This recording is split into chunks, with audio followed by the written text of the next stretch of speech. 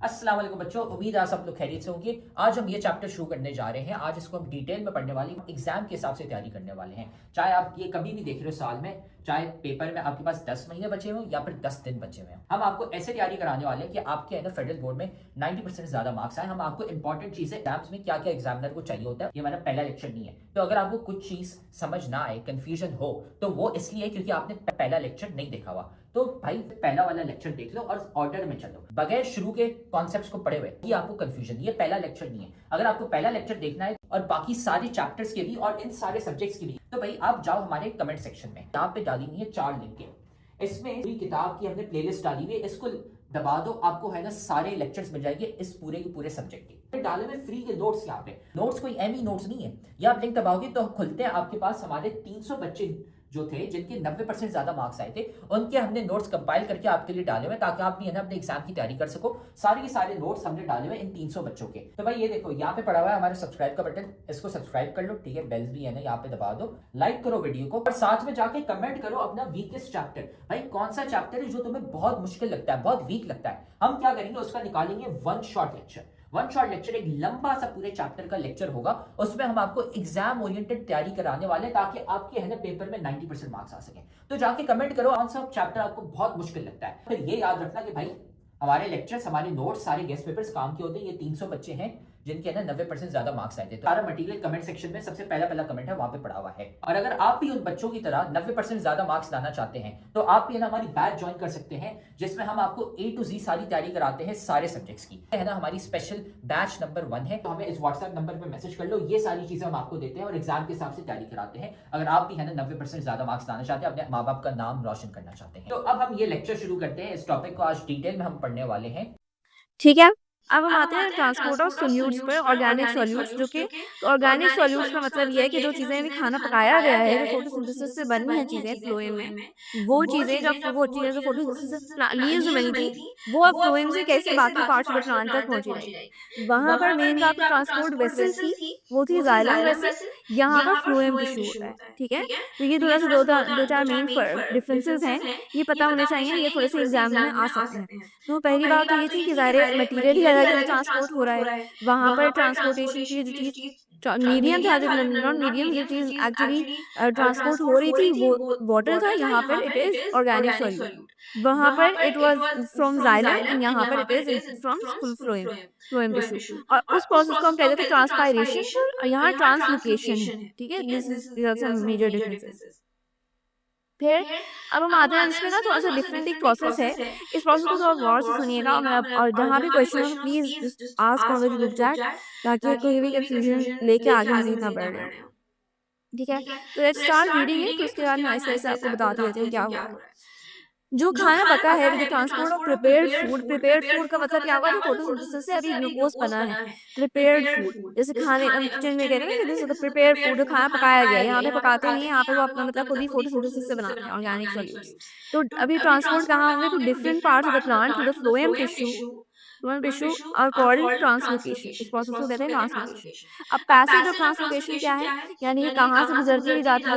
वहां पर हमारे पास जाइलम, उसमें ट्रांसपायरेशन वाले प्रोसेस में दो टाइप्स ऑफ ये सेल्स हमने देखे थे, एक ट्रैकाइड्स थे और एक वेसल एलिमेंट्स थे, राइट। ये दो जो इनकी ट्यूब्स के अंदर चीजें थी, यहाँ पर दो हैं, एक है सीव ट्यूब एलिमेंट्स और एक है कंपेनियन सेल्स। ठीक है, तो ये इनको नाम याद रखना। It is evident translocation occurs through phloem tissues which are complex and permanent plant. Sieve tube elements and companion cells are important components of phloem. And companion cells are important components of phloem. अब sieve tubes क्या होती है? sieve tubes यहाँ पर अगर आप देखो शक्ल से, sieve किसको कहते हैं, अगर हम अभी sieve की बात करें, ये जो वर्ड यहाँ पर मैंने ब्लू से भी हाईलाइट कर दिया नोट्स में, sieve कहते हैं छन्नी को, जिससे कोई चीज छन कर नीचे जा रही हो। इसकी सबसे कॉमन और सबसे अच्छी एग्जांपल जो है वो सीव की लगती है। चाय की जहाँ पत्ती, चाय की छन्नी यूज करते हैं ना, आई एम श्योर सबके घरों में एक ऐसी होती होगी सीव, जिसमें से मैंने आप चाय डालते हो तो पत्ती उसके ऊपर रह जाती है एंड बाकी चाय जो नीचे आ जाती है, लिक्विड कप में आ जाता है। सो उसको कहते हैं सीव। सीव ट्यूब एलिमेंट्स क्या होंगे, ऐसी स्ट्रक्चर, ऐसी बेटा ट्यूब है नाम है, दूसरा नाम ट्यूब। तो ट्यूब का मतलब हुआ कि लंबे लंबे कुछ ट्यूब लाइक स्ट्रक्चर्स हैं, ठीक है। और सीव ट्यूब है तो उसका मतलब है कि लंबे स्ट्रक्चर्स जो हैं, लॉन्ग ट्यूब लाइक स्ट्रक्चर्स हैं, लेकिन उनमें कोई सॉरी, इस तरह से छन्नी की तरह के कुछ होल्स बने हुए हैं, जिनसे मॉलिक्यूल्स गुज़रेंगे। अब ये क्यों ज़रूरी है? बिकॉज़ ज़ाहिर है जब आप ऑर्गेनिक सॉल्यूट बना रहे हो, उसको एक किसी और जगह तक पहुँचाने के लिए बीच में कुछ होल्स तो होने चाहिए। वहाँ तो मसला नहीं था बिकॉज़ आप चीज़ें वाटर जो है वो डिफ्यूज़ भी हो जाता है आराम से सेल मेम्ब्रेन के अक्रॉस। इसके लिए कि सिर्फ़ आप मॉलिक्यूल्स को उस डिफ्यूज़न पे नहीं रख सकते, सेल मेम्ब्रेन के अक्रॉस मूव करने पे नहीं रख सकते। सिव ट्यूब होना सिव इसलिए ज़रूरी है ताकि वो चीज़ें आराम से ईज़िली मूव कर सकें from one part of the sieve tube element to the other part. ठीक है? तो ये इस तरह की शक्ल है। ऊपर से ये वाले एलिमेंट्स इस तरह के आ रहे हैं, सारे आपके पास वो सुक्रोज़ और जो ग्लू ऑर्गेनिक सॉल्यूट्स बने हैं, वो यहाँ तक आते हैं। अभी हम ये प्रोसेस पूरा पढ़ेंगे, बट हम जस्ट लेते हैं अभी हम सिर्फ सिव ट्यूब एलिमेंट्स की बात कर रहे हैं, तो बाकी पूरे प्रोसेस पे ट्रांसलोकेशन पे अभी कंफ्यूज़ नहीं। तो ये चीज़ें यहाँ से मॉलिक्यूल्स इधर बनकर आए और ये बनके ये क्षण-क्षण के नीचे जा रहे हैं कि जो चीज़ें रेलेवेंट हैं, चीज़ें जाननी चाहिए आगे, वो सिर्फ जा रही हैं। ठीक है? ये जैसे sieve tube elements. They are long tube-like structures that transport organic solutes like sucrose throughout the plant. Since sieve tube elements lack nuclei, इनके अंदर भी न्यूक्लियाई नहीं होते, ये न्यूक्लियस वगैरह नहीं होता। lack nuclei, companion cells next to them control their function. इसीलिए बिकॉज आए फ्लोएम में भी और जाइलम में भी ये इस तरह के सेल मॉलिक्यूल्स जो है वो ज़रूरी मतलब वो नहीं होते सारे जो आपकी मेन फंक्शनिंग के लिए ज़रूरी मॉलिक्यूल्स हैं ना, जैसे कि या न्यूक्लियाई हो गया या साइटोप्लाज्म और सारी चीज़ें, तो इनके साथ कुछ कंपेनियन सेल्स होते हैं। अब कंपेनियन सेल्स ये साथ में आपको नज़र आ रहे होंगे, ये ब्लू कलर के जो सेल्स हैं, इनके अंदर एक न्यूक्लियस नज़र आ रहा है। ये न्यूक्लियस क्यों ज़रूरी है? बिकॉज़ आपके फंक्शंस कंट्रोल कौन करता है? हमने जब सर चैप्टर नंबर 3 में पढ़ा था कि न्यूक्लियस का फंक्शन तो न्यूक्लियस का फंक्शन क्या था कि कंट्रोल सेल एक्टिविटीज़। तो ये भी तो सेल एक्टिविटी है ना कि ये चीज़ मूव कर रही है, ट्रांसपोर्ट हो रही है, ट्रांसपोर्ट एक एरिया से दूसरे एरिया तक की चीज़ें जा रही हैं, आपस में कम्युनिकेशन नहीं हो पाएगी अगर करने न्यूक्लियस में होगा, पता नहीं चलेगा कहाँ तक पहुँचना है, क्या करना है। तो एक मतलब मॉनिटर की तरह से ना आपके पास कंपेनियन सेल्स होते हैं साथ में जो कि गाइड कर रहे होते हैं कि अब क्या होना है, अब क्या होना चाहिए, इस तरह की सब चीज़ें। ठीक है? सो कंपेनियन सेल्स साथ में होते हैं तो फंक्शंस कंट्रोल कराते हैं, to control their functions. Together sieve elements and companion cells act as conducting channels for moving organic solutes. ये दोनों मिलकर एक कंडक्टिंग चैनल बनाते हैं। कंडक्टिंग चैनल होता है जैसे एक ऐसा चैनल, एक ऐसा रास्ता जहाँ से वो चीज़ें गुज़र सकें, कंडक्ट हो सकें। ठीक है? This is just about it. तो पैसेज ऑफ ट्रांसलोकेशन समझ में आ रही है बात? जिस 2 तरह के टिश्यूज़ होते हैं हमारे पास, एक है सिव ट्यूब एलिमेंट्स और कंपेनियन सेल्स।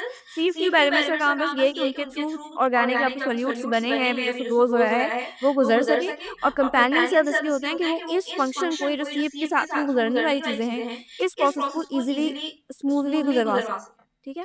नेक्स्ट है डायरेक्शन ऑफ ट्रांसलोकेशन। अब वहाँ तो हमने पता था कि अगेंस्ट द ग्रेविटी जा रही है चीज़ें ट्रांसपायरेशन पुल में, बिकॉज़ वो ऊपर तक पहुँचाना था ना, एक आपको रूट्स से लेकर अब्ज़ॉर्ब करके लीव्स तक और ऊपर बिल्कुल टॉप तक पहुँचाने के लिए चीज़ें हो रही थी। अब इट्स थोड़ा डिफरेंट। तो अब इसमें हमारे पास ट्रांसलोकेशन में क्या होगा कि किस तरह से मूवमेंट होती है, ये सिर्फ अप और डाउन नहीं होती, इसमें हम कहते हैं कि ये सोर्स टू सिंक जाती है। अब बिकॉज़ ऐसा भी हो सकता है, बहुत दफ़ा ऐसा क्या होता है कि हम ऐसे याद कर लें, आप लोगों ने अभी एग्ज़ाम्स के टाइम पे जिसने पता है कि मैंने अपने टाइम पे भर्ती की थी, कि हम ऐसे सोचते हैं कि ज़ाहिर है लीव्स तो ऊपर होता है और रूट्स और स्टेम्स वगैरह तो नीचे होता है। तो हम दिमाग में खुद ही अपनी ऐसी सिचुएशन बना लेते हैं कि रूट से वो लीव्स से लेकर ये सब चीज़ें दूर-दूर जा रही हैं, तो अप टू डाउन होगी मूवमेंट। ऐसा नहीं होता। इसलिए नहीं होता बिकॉज़ कुछ पत्ते ऐसे होते हैं, कुछ ऐसे प्लांट्स भी होते हैं, शायद आपने देखे हों कि श्रब्स वगैरह से जो घर के आस-पास जो किसी में जैसे ग्रास भी है, उसमें तो बिल्कुल टॉप पर ही बन रही है चीज़ें, एक जगह बन रही है और वहीं पर ही ट्रांसपोर्ट भी हो रही हैं। तो ऐसी जगहों पे क्या होता है, एंड बहुत सारे प्लांट्स ऐसे होते हैं जो बड़े-बड़े दरख्त जिनके हैं, तो उनमें लीव्स ऊपर भी है, लीव्स नीचे भी हैं। तो लीव्स बिल्कुल लाइक उन लीव्स के मुकाबले में रूट्स और स्टेम्स, रूट्स तो नहीं, स्टेम ऊपर है, ब्रांचेज़ ऊपर हैं। तो इस तरह के आप उसमें ये इस तरह दिमाग में आपने बिठाना नहीं कि टॉप से डाउन आ रही है, कि अगर वहाँ पर मतलब हम यूजुअली क्या करते हैं बच्चे पढ़ते हुए कि ट्रांसपायरेशन और ट्रांसलोकेशन को कंप्लीटली ऑपोजिट समझ लेते हैं कि वहाँ पर अगर मूवमेंट डाउन टू अप थी तो यहाँ पर अप टू डाउन होगी। तो ऐसा नहीं है, इसकी मूवमेंट को याद रखने के लिए हम एक टर्म यूज़ करते हैं, वो है सोर्स टू सिंक। कि सोर्स एक होती है और एक सिंक होता है, कि वो चीज़ कहाँ से बन रही है। सोर्स कहते हैं कि जिस जगह से कोई चीज़ निकलती है, या मतलब जहाँ से उसका स्टार्टिंग पॉइंट है, ये कोई चीज़ कहाँ से जा रही है, तो ये मतलब इसकी सोर्स है कि ये चीज़ यहाँ पे बन रही है, यहाँ से जाना है उसको आगे। और सिंक वो एरिया है जो चीज़, वो जगह जहाँ पे वो आपका अपने जो एरिया मतलब जो भी चीज़ पहुँचनी है, वो जहाँ पहुँचेगी दैट इज़ सिंक। ठीक है? तो हम ट्रांसलोकेशन की डायरेक्शन को क्या कहेंगे? इट हैज़ वेरियस डायरेक्शंस, मगर it is usually from a source to sink. तो सोर्स होती है जिस जगह सप्लाई कर रही है फूड, जैसे कि फॉर एग्जांपल लीव्स, जहाँ पे वो आपका खाना पक रहा है, जैसे कि जहाँ पे फोटोसिंथेसिस होने के बाद लीव्स में सुक्रोज बनता है, तो आपके पास लीव्स क्या हो गए, लीव्स हो गई सोर्स, ठीक है। और वो खाना यूजुअली कहाँ जाता है, वो रूट्स में जाता है, वो स्टेम्स में जाता है, वो ब्रांचेस में जाता है, वो बाकी एरियाज में जाता है, तो उस जगह को हम बाकी जगहों को कहेंगे कि ये सिंक है। तो sink uses food like roots, storage organs, leaves are sources, fruits are sinks, ठीक है। यानी कि हम कंफ्यूजन ये भी हो जाती है कि हमारे पास अगर लीफ सोर्स है तो फ्रूट भी सोर्स हो सकता है, तो फ्रूट सोर्स नहीं है, क्योंकि फ्रूट हम क्योंकि दिमाग में यूजुअली, ये मैं इसलिए कह रही हूँ बातें, आई नो कि आप लोग के दिमाग में ये बातें आई भी नहीं, मैं कंफ्यूजन शायद क्रिएट कर रही हूँ, आई एम सॉरी, लेकिन आई एम जस्ट टेलिंग कि अगर किसी के दिमाग में कंफ्यूजन है कि फ्रूट सोर्स होगी, क्योंकि फ्रूट स्वीट होता है, फ्रूट जो है प्रोडक्ट है, लाइक फ्रूट फ्रूट पकता है, तो ऐसा नहीं है। फ्रूट यहाँ पर प्लांट्स का एंड रिजल्ट है कि उन्होंने पूरी फोटोसिंथेसिस की, उनका रिप्रोडक्शन वाला प्रोसेस हुआ, and and result is the fruit. तो फ्रूट आपकी सोर्स नहीं होती, फ्रूट्स हमारी ही सोर्स है, लाइक एनिमल्स की, ह्यूमंस की, हम लोग फ्रूट को एज अ फूड आइटम या मतलब इनपुट आइटम लेते हैं, लेकिन जो प्लांट्स हैं उनके लिए फ्रूट्स क्या है, वो सिंक है। फ्रूट्स हो गए, वेजिटेबल्स हो गए, फ्लावर्स हो गए, ये सारे सिंक्स हैं कि ये जगह, वो ये सारी वो चीज जगह है जहाँ पर ये सारी सुक्रोज जो है वो लेकर पहुंचती है, सुक्रोज वहां पहुंचेगी ताकि वहां से उसको एनर्जी ले और फिर वो आगे ग्रो कर सके, ठीक है। तो लीव्स क्या होते हैं, leaves are sources and fruits are sinks, and stems and roots can act as both. Direction भी होगी। अब हम आते हैं कॉम्पोजिशन ऑफ फ्लोएम, हाँ, फ्लोएम सैप का। तो फ्लोएम सैप क्या होती है चीज़, सैप हमें पता चल चुका है वो फ्लूइड है जिसके अंदर सारी चीज़ें जाके सोल्यूट्स वगैरह मिक्स होते हैं, तो वो होता है। तो फ्लोएम सैप के अंदर ऑलमोस्ट 10 to 25% ड्राई मैटर है, यानी कि जो आपकी सोल्यूट्स हैं वो 10 to 25% है, बाकी सारी चीज़ें वाटर हैं और मतलब फ्लूइड है, ठीक है। So most of this dry matter is sucrose, a kind of sugar with some other organic compounds, ठीक है। तो यानी कि कुछ पार्ट्स जो हैं इसके वो सुक्रोज वाले हैं और मतलब जस्ट 10 to 25%, बाकी जगहों पर अब बाकी चीज़ें जो हैं मतलब कुछ और ऑर्गेनिक कंपाउंड्स भी हो सकते हैं। भाई ये लेक्चर तो तुम बहुत मजे से देख रहे हो, लेकिन तुम्हें पता है कि लेक्चर देखने से खाली 90% मार्क्स नहीं आ जाते। असल में भाई मार्क्स कैसे आते हैं, तो भाई ये लेक्चर देखने के बाद आपने नोट्स खुद के बनाने होते हैं और फिर साथ में आपने प्रैक्टिस भी करने होते हैं सवाल। भाई ये हमारा फेवरेट कोट है, 90% marks don't come from just hard work, they come from consistency, smart strategy and proper revision. भाई स्मार्ट तरीके से पढ़ो, स्मार्ट तरीका ये हमने आपको बताया हुआ है, तो साथ में हम आपको तरीका भी नहीं बता रहे, साथ में हम आपको दे रहे हैं भाई नोट्स। जाओ कमेंट सेक्शन में, नोट्स में से आपको मिल जाएंगे भाई उन बच्चों के नोट्स, 300 बच्चे थे जिनके 90% ज्यादा मार्क्स आए थे, उनके नोट्स वहां पे पड़े हुए, लेकिन साथ में उधर नीचे हमने आपको सवाल भी दिए हैं प्रैक्टिस के लिए। ये यहाँ पे पूरी गूगल शीट पड़ी हुई है भाई, यहाँ से जाके सवाल प्रैक्टिस करो। खाली ऐसा कुछ नहीं होता कि हाँ हम लेक्चर देखेंगे हमारे मार्क्स आ जाएंगे, नहीं भाई, नोट्स पढ़ने होते हैं और साथ में इनकी प्रैक्टिस भी करनी होती है सवालों की। ऑलराइट, नेक्स्ट है मैकेनिज्म ऑफ ट्रांसलोकेशन, के कैसे मूव कैसे करता है। जैसे कि वहाँ पे हमने टैप थ्योरी पढ़ी थी ट्रांसलोकेशन में, तो यहाँ ट्रांसपायरेशन के अंदर, ट्रांसपरेशन के अंदर हमने टैक्ट थ्योरी का नाम पढ़ा था। यहाँ पर जो थ्योरी है उसको हम कहते हैं mass flow theory, which is translocation की थ्योरी। दोनों में कंफ्यूज नहीं होना। अच्छा, इसको याद करने के लिए एग्जाम्स के लिए I am just giving you a tip कि अलग एक ही पेपर के ऊपर नोट्स जहाँ बना रहे हो वहाँ पर एक लाइक पेज को डिवाइड करके कंपैरिजन वाली तरह से लिख लेना, ताकि समझ में आ जाए कि किस चीज़ के अंदर क्या हो रहा होता है और किसके अंदर क्या हो रहा होता है। तो जस्ट लाइक मेक दिस, बीच में एक लाइन बनाकर ना दोनों के कंपैरिजन वाला पढ़ लेना कि ट्रांसपायरेशन में यही चीज़ें होती हैं, ट्रांसलोकेशन नहीं होती है। तो ट्रांसपायरेशन की थ्योरी का नाम है टैक्ट थ्योरी, जिसमें ट्रांसपरेशन, पुल, एडहेजन, कोहेजन और टेंशन होती है। यहाँ पर मास फ्लो थ्योरी या प्रेशर फ्लो थ्योरी होती है। तो अब वो हम पढ़ते हैं कि कैसे होता है, उसके 6 स्टेप्स हैं। So the most accepted idea for how organic solutes move in plants is the pressure flow or mass flow theory. Here's how it works. कैसे वर्क करता है कि शुगर बनी कहाँ, सोर्स रीजन्स में, जैसे कि लीव्स हो गए आपके स्टोरेज एरियाज, यहाँ पर शुगर बनी है, लाइक अभी प्रोड्यूस हुई है फोटोसिंथेसिस से, and the sugar is mostly sucrose, can be glucose and other forms as well.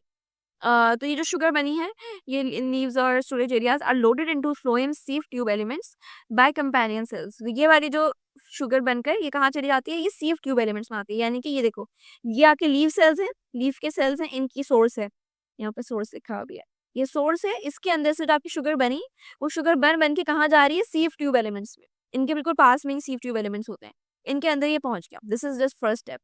और ये लोड करवाने में इनको हेल्प की गई है, किसने हेल्प की है, कंपेनियन सेल्स ने हेल्प किया। तो ये कंपेनियन सेल्स हेल्प करता है। Second step, this active transport raises the sugar concentration and reduces the water concentration in the phloem. This makes phloem cells more sweet. अच्छा, ये क्या हुआ कि बिकॉज ये सारे जो शुगर मॉलिक्यूल्स हैं वो सीफ ट्यूब एलिमेंट्स में आ गए। सीफ ट्यूब और कंपेनियन सेल्स दोनों ही फ्लोएम का पार्ट है। ये नहीं है कि अलग से फ्लोएम होती है, फ्लोएम का यही पार्ट है। तो फ्लोएम के अंदर जब वो आ गए तो जाहिर है ये सारी एक्टिव ट्रांसपोर्ट यहाँ पर होती है, बिकॉज आपकी शुगर कॉन्सेंट्रेशन जो है वो बहुत बढ़ जाती है और वाटर कॉन्सेंट्रेशन लो हो जाती है। तो आपको इसमें अंदर से ना शुगर कॉन्सेंट्रेशन फिर भी मजीद डाले जा रहे होते हैं, बिकॉज वही अगेन ट्रांसपिरेशन वाली बात है। ये नहीं पता होता कि आगे आपको दोबारा शुगर मिले या ना मिले, वाटर मिले ना मिले। तो जिस टाइम पर होती हैं वो सारी एक्टिव ट्रांसपोर्ट भले यूज करके, लेकिन सारी की सारी शुगर मूव कर जाती है टू द सेल्स। और बिकॉज इतनी ज्यादा स्वीट चीजें आ जाएंगी अंदर, तो इसलिए फ्लोएम सेल्स जो है वो ज्यादा स्वीट होते हैं। ठीक है, ये this is just general knowledge. Main चीजें आपके पास ये कॉन्सेंट्रेशन वाली हैं कि raises the sugar concentration and the phloem. Water moves into the phloem through osmosis from nearby xylem cells, increasing hydrostatic pressure. Hydrostatic pressure क्या होता है? Water का pressure होता है। Hydro नाम है, hydro means water and static means कि movement वाली चीज। तो hydrostatic pressure जो चीज water के move करने से जो pressure बन रहा है, ठीक है। सो वाटर मूव करेगा फ्लोएम के अंदर ऑस्मोसिस से। अच्छा, जाइलम में ऐसा होता है कि जाइलम में सिर्फ वाटर ही आ रहा होता है, और मतलब जाहिर वाटर के साथ और भी सॉल्यूट्स अटैच्ड होते हैं, लेकिन जाइलम मेनली सिर्फ वाटर को ट्रांसपोर्ट करता है। फ्लोएम में वाटर आ जाता है, वाटर को लाइक अंदर मूव करवाना होता है ताकि जाहिर है आपके सॉल्यूट्स भी आगे मूव कर सकें। तो इसलिए वाटर मूव करेगा फ्लोएम के अंदर किस प्रोसेस से? ऑस्मोसिस से। यूजुअली फ्लूइड्स के अंदर हम ऑस्मोसिस ही यूज करते हैं। और इस तरह से वाटर जब आएगा तो क्या बढ़ जाएगा? हाइड्रोस्टेटिक प्रेशर बढ़ जाएगा, क्योंकि फ्लोएम सेल्स वही है, उसमें वाटर भी बढ़ गया, उसके अंदर शुगर कंटेंट भी बढ़ चुका है, तो प्रेशर बढ़ रहा है। ठीक है, इसलिए उस प्रेशर को हम कहेंगे hydrostatic pressure in the phloem cells. This pressure pushes the sugary solution away from the source. इस प्रेशर से क्या हुआ कि जो आपका शुगरी सोल्यूशन था, जो थोड़ा स्वीट सा सोल्यूशन था, वो अपनी जगह से आगे दूर चला गया है, यानी अपनी जगह इनकी सोर्स है। तो सोर्स से वो solution is like it's moving away from the source. और जब अवे मूव करेगा तो वो कहाँ जाएगा? वो जाएगा नीचे की तरफ जाएगा, और जहाँ पे मतलब दूसरी तरफ, एंड वो दूसरी एंड इज योर सिंक। तो ये इधर सिंक की तरफ आने का इनका अब प्रोसेस चल रहा है।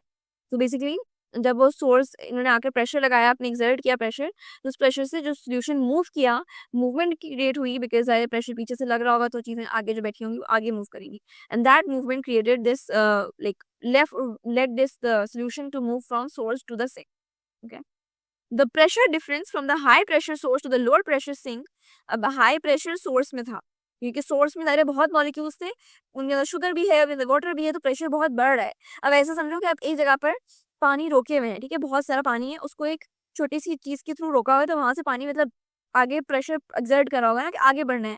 अब वो आगे की तरफ जाएगा तो ज़रा सोर्स के अंदर प्रेशर ज़्यादा था, और सिंक वो जगह है जहाँ पे वो रिसीव कर रही है कि ओके ठीक है, अब पानी आ जाए, अब सोल्यूशन आ जाए, तो वो जगह वहाँ पे उनका अपने आप को अपना प्रेशर नहीं है। तो सिंक का जो प्रेशर है वो बहुत लो प्रेशर है, तो it is a lower pressure sink causes translocation. It's like water being pushed through a hose. तो वही बात है कि वाटर को मूव बिकॉज वाटर मूव कर रहा है, तो ये उसकी बस बात हो रही है। When a solution reaches the sink, like the root cells actively absorb the organic solutes. This make the phloem sap less sweet. तो अब यहाँ पर क्या हुआ कि अब रूट्स तक सोल्यूशन पहुंच गया है, रूट सेल्स वगैरह ने फौरन से एब्जॉर्ब करना शुरू किया ऑर्गेनिक सोल्यूट को, और इस तरह से आपका जो फ्लोएम सैक है वो कम स्वीट हो गया, क्योंकि यहाँ पर तो बहुत स्वीट था, यहाँ सारी सोर्स थी, अभी सारा शुगर मॉलिक्यूल्स वगैरह सब बड़े होते, कॉन्सेंट्रेशन बढ़ी थी यहाँ पर, एंड ज़रा नीचे आने आने का इजीली यहाँ पर कम हो गई शुगर कॉन्सेंट्रेशन, तो इसलिए कम सोल्यूशन कम स्वीट होता है, और सारा मॉलिक्यूल्स आगे निकल भी जाते हैं, तो ज़ाहिर है फ्लोएम इन इटसेल्फ कम रह गया ना स्वीट, बिकॉज जो शुगर वाला मॉलिक्यूल कंटेंट था, जो शुगर स्वीट कंटेंट था जो सारा आपका, वो तो आपने आगे भेज दिया, वो आगे रूट्स वगैरह में चला गया, वो आगे स्टेम्स हो, ब्रांचेस हो, अलग फ्रूट्स हो, उन तक पहुंच गया आपका शुगर सोल्यूशन। अब फ्लोएम इन इटसेल्फ कम स्वीट रह गया। ठीक है, the loss of solutes in phloem sap increases solute potential and water potential, causing water to flow back into the xylem tubes. तो वही बात हुई अगेन कि बिकॉज अब पोटेंशियल कम हो गया, अब वापस से शुगर का कंटेंट कम हो चुका है, वाटर कंटेंट कम हो गया फ्लोएम के अंदर, तो फिर से प्रेशर अब जो है ना मतलब वापस से जाइलम जो है वो वाटर इसके अंदर डालेगा। तो वही जैसे ट्रांसपायरेशन में हो रहा था कि ऊपर से बिकॉज वाटर इवेपोरेट हुए चले जा रहा था, तो नीचे से वाटर की नीड बढ़ रही थी, यहाँ भी यही बात हो रही है, लेकिन थोड़ा अलग प्रोसेस है। तो बात यहाँ पे भी वही सेम है कि बिकॉज़ ऊपर जो सोल्यूट आपका पोटेंशियल था, ये जो मॉलिक्यूल्स थे इसके अंदर फ्लोएम के अंदर, वो बिकॉज़ निकल गए, तो उनके निकलने से एक फ्लो पैदा हुआ और उससे अब ज़ाइलम ट्यूब्स जो हैं, वो फ्लोएम के अंदर वापस से पानी डाल देंगी, तो वापस पानी डालेंगी, फिर फ्लोएम जो है उस शुगर सॉल्यूशन क्रिएट करेगा और शुगर सॉल्यूशन से अगेन वो सिव ट्यूब एलिमेंट्स और कंपेनियन सेल से होते हुए सिंक में आ जाएगा। तो अगेन इसमें भी कंटीन्यूअस प्रोसेस ही चल रहा होता है। So it's like a system of moving food and water around the plant driven by differences in pressure and the needs of different plant parts. अब जहाँ पर ज़्यादा प्रेशर की कमी होगी तो उसमें हाई प्रेशर वाली जगह से इधर आ जाएगा और जिन ज़रूरत है कि प्लांट के अंदर यहाँ पर फूड ज़्यादा हो, यहाँ पे शुगर ज़्यादा हो, यहाँ पे वाटर ज़्यादा हो, उसकी वजह से ये पूरी चीज़ चलती है। तो ट्रांसलोकेशन अगर पूछा जाए कि व्हाट टू मेन फैक्टर्स या व्हाट फैक्टर्स ड्राइव ट्रांसलोकेशन, तो आप उसमें क्या बताओगे? डिफरेंस इन प्रेशर, कि प्रेशर डिफरेंसेस थे कि कहाँ पर पहले कम प्रेशर, ज़्यादा प्रेशर, हाइड्रोस्टैटिक प्रेशर बढ़ा था, वहाँ से वाटर मूव किया, वो चीज़ें and the need of different plant parts, कि डिफरेंट जगहों की जो नीड्स हैं, डिफरेंट पार्ट्स ऑफ प्लांट की, उनकी जो नीड्स है उसके हिसाब से ये चीज़ें जाती हैं। ठीक है, अब यहाँ से मैकेनिज्म ऑफ ट्रांसलोकेशन पढ़ लिया है। अभी तुम्हें दोबारा हम डायग्राम के साथ देख लेते हैं। देखो ये सोर्स है, सोर्स में क्या मतलब हुआ कि लीव्स हैं जहाँ पर शुगर अभी बन रही है, जहाँ शुगर अभी है, मौजूद है जहाँ पे, तो वो शुगर यहाँ पर है, this is your source. In source में बहुत सारे सुक्रोज मॉलिक्यूल्स हैं। अब वो सुक्रोज मॉलिक्यूल्स बिकॉज यहाँ प्रेशर बढ़ रहा है कि वाटर मॉलिक्यूल्स का भी प्रेशर ज़्यादा है, हाइड्रोस्टैटिक प्रेशर बढ़ चुका है, जाइलम से यहाँ पर, मतलब जाइलम से तो नहीं है, लेकिन यहाँ पे जाइलम से भी वाटर आ रहा था एंड शुगर सोल्यूशन भी आ रही है फ्लोएम से, तो ये सब चीज़ें चाहिए जाएंगी कहाँ पर? फ्लोएम की सीव ट्यूब एलिमेंट्स के अंदर। और सीव ट्यूब में का काम क्या होता है? सॉरी, ये गुजरेंगी कहाँ से? This happens through companion cells. तो कंपेनियन सेल से गुजरते हुए वो सीव ट्यूब एलिमेंट्स तक आएंगी। सीव ट्यूब एलिमेंट्स में सिर्फ इस तरह के होल्स हैं जिनके थ्रू शुगर ने मूव करना है, सुक्रोज ने मूव करना है। ये यहाँ से अभी इस पॉइंट पर जो फ्लोएम सैक है आपका वो बहुत स्वीट है और ये अब आगे मूव करना शुरू हो गया है। अब यहाँ पर जाइलम अपना वाटर लाकर भी दे चुका है, तो हाइड्रोस्टैटिक प्रेशर बढ़ गया बिकॉज यहाँ पे मॉलिक्यूल्स बहुत है। जैसे अगर आप इस डायग्राम में देखो तो there are so many water, ये sugar molecules, sugar plus water molecules, because ये ब्लू वाले वाटर मॉलिक्यूल्स हैं जो जाइलम से आ रहे हैं और रेड वाले शुगर मॉलिक्यूल्स हैं। तो ये सारी चीजें जो है ये बहुत ज्यादा प्रेशर है यहाँ पर एज कम्पेयर टू यहाँ। इधर देखो सिर्फ 5, 1 2 3 4 5 6, देयर आर ओनली 6 मॉलिक्यूल और यहाँ बहुत सारे भरे हुए हैं। तो ऊपर जाहिर है हाइड्रोस्टैटिक प्रेशर ज्यादा होगा, वहां से चीजें मूव करेंगी नीचे की तरफ कि भाई हमें कम प्रेशर वाली जगह पे जाना है और नीचे जरूरत भी ज्यादा है बिकॉज सिंक है, तो वहां सिंक रूट्स तक पहुंचाना है, तो वो नीचे जाएंगी। और होते होते जब वो सिंक तक पहुंचेगा तो सिंक में आने के बाद, सिंक समझ लो रूट है फॉर एग्जाम्पल, अब रूट में आकर रूट को जरूरत थी शुगर सोल्यूशन की, तो रूट ने शुगर ले ली, फ्लोएम वापस से कम मीठा हो गया, कम स्वीट हो गया बिकॉज सारी शुगर बाहर निकल गई। अब शुगर बाहर निकल गई तो अब प्रेशर नीचे कम हो गया है, सिंक के एरिया में अब प्रेशर कम हुआ तो अब ऊपर से वापस वही दोबारा से साइकिल शुरू होगी, या प्रेशर कम है दोबारा नीड बढ़ी तो अब ऊपर से वापस से वाटर आना शुरू हुआ एंड देन नीचे तक आएगा। ठीक है students, is this all clear? यहाँ ट्रांसलोकेशन के मैकेनिज्म तक पूरा पढ़ लिया है। ठीक है, यानी कि water molecules and sugar solution, organic solutes, ये सारी चीजें हमने क्लियर कर ली हैं, ये पूरा पढ़ लिया। तो उम्मीद है अब आपको है ना ये टॉपिक समझ आ गया। हमने सारे के सारे सब्जेक्ट्स और सारे के सारे चैप्टर्स के हमने नोट्स डाले हुए हैं, लेक्चर्स डाले हुए हैं। इधर कमेंट सेक्शन में चले जाओ, नोट्स पढ़े हुए हैं, लेक्चर्स पढ़े हुए हैं, गेस्ट पेपर भी हम आपको दे रहे हैं और इंपॉर्टेंट चीजें भी बता रहे हैं ताकि आपको है ना एग्जाम की डेट्स भी पता चल जाए और आपका एग्जाम मिस ना हो जाए। सारी चीजें हमने कमेंट सेक्शन में डाली थी, वहां से है ना जाके वसूल कर लो उसको। तो आप देख रहे हो कि हमारी इतने सारे बच्चे हैं जिनके 90% ज्यादा मार्क्स आए। क्यों? सवाल देने के साथ साथ हम सिखाते हैं कि भाई आंसर कैसे लिखते हैं। आंसर लिखने का एक तरीका होता है, वो तरीका हम सिखाते हैं सिर्फ और सिर्फ हमारी बैच वाले बच्चों को, इसलिए हमारे इतने सारे बच्चे हैं जिनके 90% ज्यादा मार्क्स आए हैं। तो अगर आप भी हमारी बैच ज्वाइन करना चाहते हैं ताकि आपके भी 90% से ज्यादा मार्क्स आए, तो हमारी बैच के लिए इस व्हाट्सएप नंबर पे हमें मैसेज कर लो, आपको ये सारी चीजें मिल जाएंगी। हम आपको सिखाएंगे कि भाई आंसर कैसे लिखते हैं। टॉपर बच्चे जो 90% ज्यादा मार्क्स लाते हैं वो आंसर कैसे लिखते हैं ताकि एग्जामिनर मार्क्स काट ही ना सके, ताकि वो एग्जामिनर बोले भाई ये लो फुल मार्क्स। हमें इस व्हाट्सएप नंबर पे मैसेज कर लो और हम आपको ऐड कर लेंगे हमारी बैच में, और फिर आप भी है ना 90% से ज्यादा मार्क्स ला सकते हैं।